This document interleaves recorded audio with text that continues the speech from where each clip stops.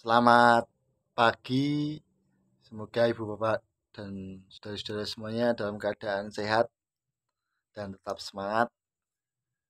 Mari kita mulai doa persekutuan kita dalam doa singkat sebelum kita bersama membaca Alkitab. Mari kita berdoa.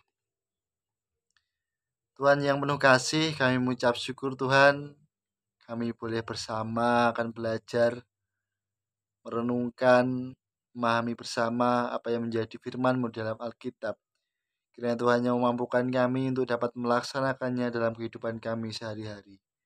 Tuhan, mohon penyertaan-Mu Tuhan sehingga kami dapat bersama belajar, sehingga nantinya kami dimampukan untuk terlibat melaksanakannya dalam kehidupan kami sehari-hari. Berfirmanlah ya Tuhan, kami siap mendengarkan. Terima kasih Tuhan untuk segala kesempatan yang Tuhan berikan pada kesempatan pagi yang indah ini. Terima kasih Tuhan Yesus. Amin. Ibu bapak dan saudara-saudara, pagi ini saya mengajak kita untuk membaca dari kitab Pengkhotbah. Kitab Pengkhotbah 3 ayat 1 sampai yang ke-14. Saya akan membacakannya untuk kita semua. Untuk segala sesuatu ada waktunya. Untuk segala sesuatu ada masanya. Untuk apapun di bawah langit ada waktunya. Ada waktu untuk lahir, ada waktu untuk meninggal. Ada waktu untuk menanam, ada waktu untuk mencabut yang ditanam. Ada waktu untuk membunuh, ada waktu untuk menyembuhkan. Ada waktu untuk merombak, ada waktu untuk membangun. Ada waktu untuk menangis, ada waktu untuk tertawa. Ada waktu untuk meratap, ada waktu untuk menari. Ada waktu untuk membuang batu, ada waktu untuk mengumpulkan batu.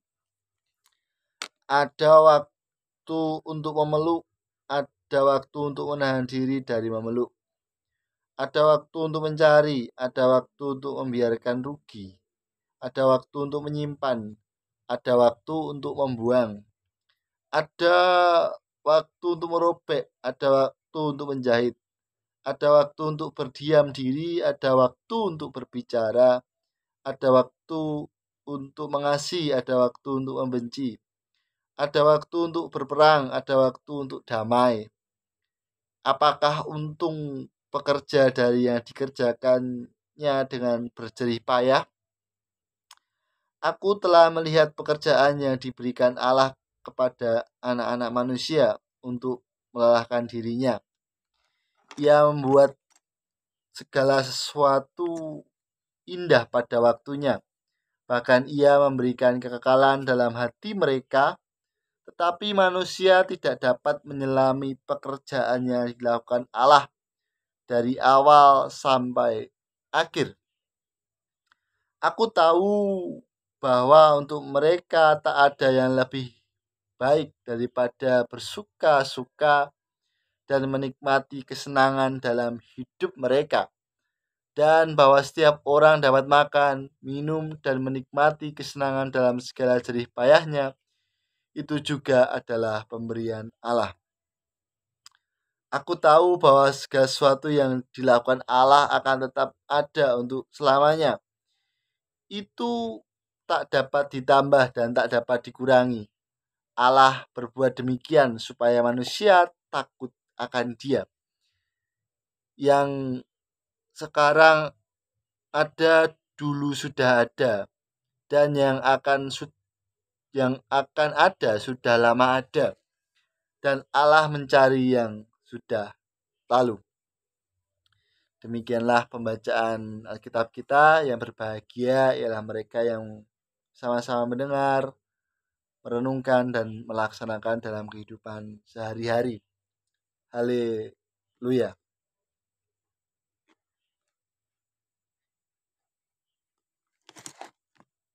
Ibu bapak dan saudara-saudara, saya yakin setiap dari kita pasti senang dengan yang namanya cerita.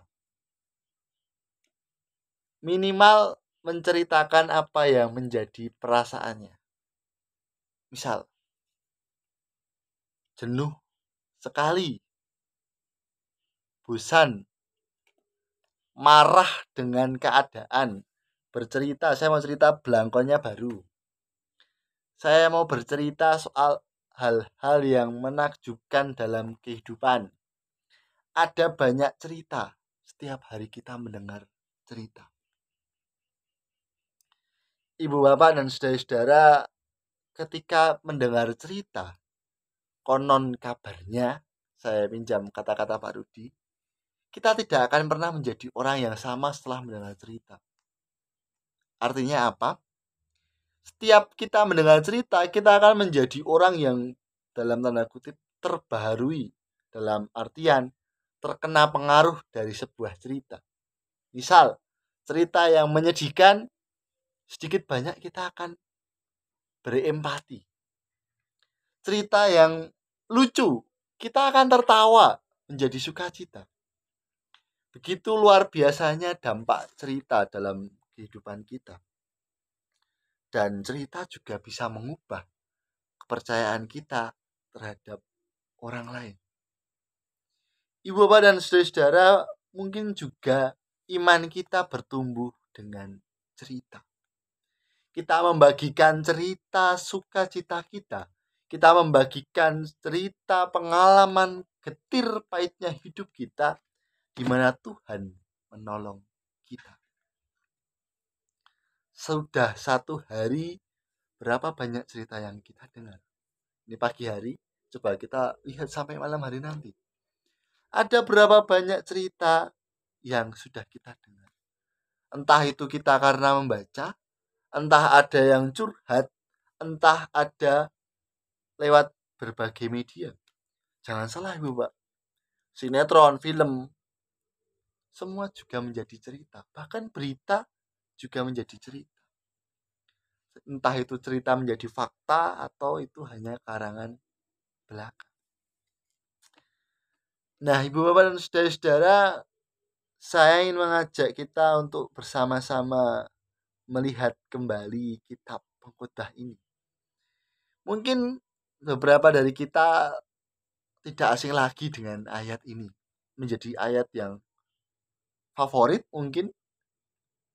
Biasanya ditulis terus menjadi pembatas Alkitab. Atau mungkin tertulis di dinding. Saya ingin membacakannya untuk kita semua. Pengkhotbah 3 ayat yang ke-11. Ia membuat segala sesuatu indah pada waktunya. Bahkan ia memberikan kekekalan dalam hati mereka. Perhatikan ini. Tetapi manusia tidak dapat menyelami pekerjaannya dilakukan Allah dari awal sampai akhir. Potongan ayat ini sering menjadi kutipan penyemangat, terus doa, terus menjadi ayat hafalan kalau saya dulu sekolah minggu. Kitab Pengkhotbah ini sering kita pahami atau mungkin beberapa dari kita langsung tertuju pada ayatnya yang pertama ketika ditanya, siapa sih yang menulis kitab Pengkhotbah ini? Pasti akan merujuk pada yang namanya Raja Salomo.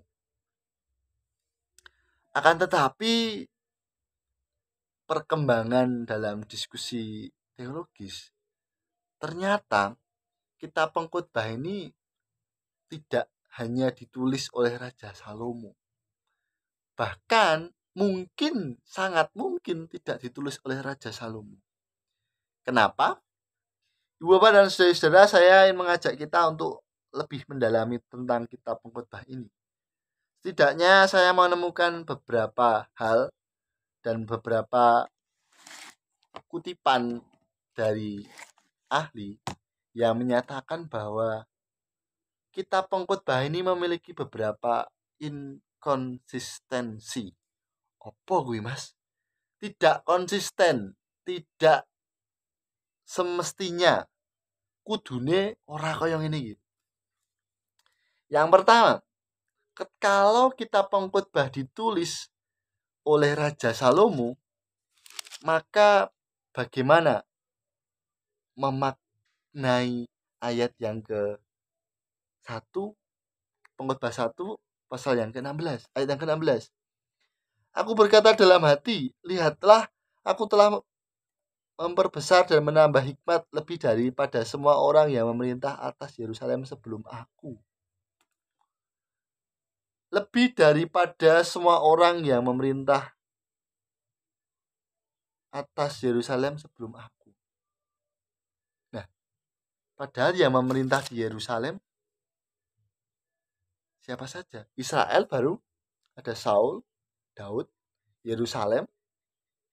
Nah, ini berarti ada jamak, ada golongan-golongan orang, sekumpulan orang. Itu yang pertama. Yang kedua ada faktor kebahasaan. Nah, kebahasaan dalam kitab pengkhotbah ini berbeda-beda. Terus pemikiran. Setiap teks tulisan pasti punya pemikiran, dan kitab pengkhotbah ini dipengaruhi oleh pemikiran Yunani. Terus yang paling terlihat adalah gaya bahasa. Ya, kalau kitab pengkhotbah ini ditulis dan ditujukan pada Raja Salomo, berarti berada dalam tulisan 9 tahun sebelum 9 Masehi, sebelum Masehi. Akan tetapi, ketika kita memperhatikan beberapa hal tadi, di mana ada inkonsistensi kebahasaan, pemikiran, dan gaya bahasa, kita bisa menduga bahwa kitab ini ternyata ditulis pada tahun 400 sampai 200 sebelum Masehi. Ngopo to Mas? Ngurusi tahun-tahun ini ribet. Ngurusi kitab pengkhotbah sik kaya ngene iki ribet.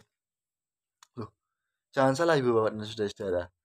Ketika kita membaca dalam pandangan 9 tahun sebelum Masehi, ini berarti waktu di mana Israel sudah selesai dari pembuangan di Babel. Akan tetapi ketika dibaca 400 sampai 200 sebelum Masehi, ini berarti masih dalam masa pembuangan di Babel. Loh, pembacaannya tentu akan menghasilkan makna yang berbeda. Apalagi kita membaca tadi, untuk segala sesuatu ada waktunya. Bagian dari pasal 3 ini adalah pasal pengharapan. Ketika berpengharapan di masa yang muda, itu ya okay. Malah jadinya ya egois. Ya udah, ini yang terjadi, saya mau akan baik-baik saja, impian saya, harapan saya, dan cenderung malah melebih-lebihkan hingga muncul berbagai macam gaya hidup yang berpusat pada dirinya sendiri. Ini ketika dibaca dalam kerangka setelah keluar dari penindasan Babel, atau dalam konteks kita setelah semua masalah hidup selesai. Namun ketika dibaca dalam kerangka pembuangan di Babel, ini berbicara soal bagaimana berpengharapan di tengah masa sulit. Berpengharapan di tengah masa sulit tentu tidak mudah. Nah, yang menumbuhkan harapan di masa sulit tadi itu ternyata adalah cerita. Ketika bercerita tentang masa depan yang lebih baik, pengharapan di masa depan yang lebih baik dari saat ini, sesuatu di depan sana yang menjadi impian dan itu dikerjakan, ternyata itu menumbuhkan pengharapan. Ibu bapak dan saudara-saudara, saya tidak tahu betul bagaimana kondisi masing-masing dari kita saat ini.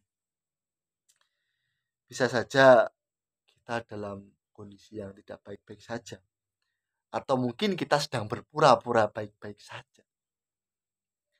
Ketika kita berpengharapan di tengah kondisi kehidupan kita, titik awal kita baik-baik saja atau tidak, bermasalah atau tidak, itu akan sangat berpengaruh pada harapan yang kita munculkan.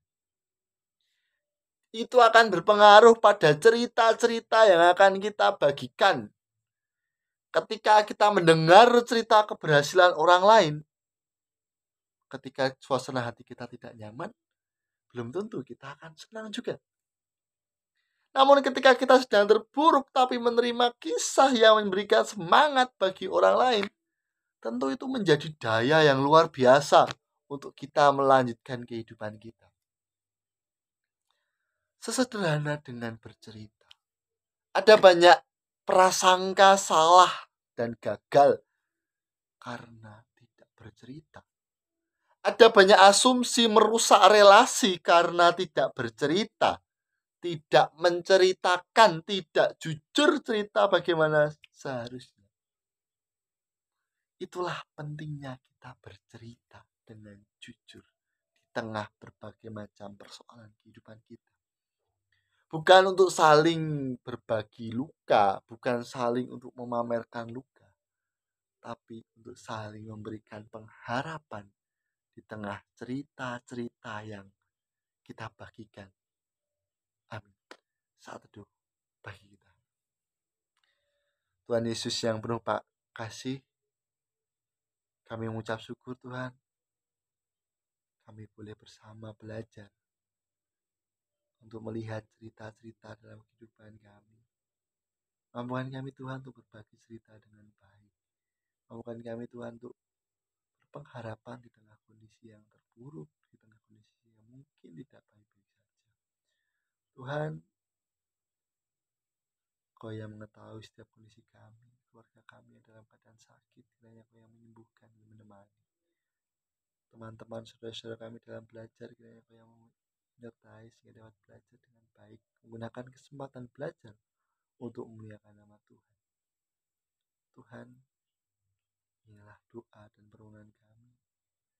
Kau yang memampukan kami untuk melanjutkan cerita hidup kami dengan penuh sukacita, berpengharapan di tengah berbagai macam persoalan hidup kami.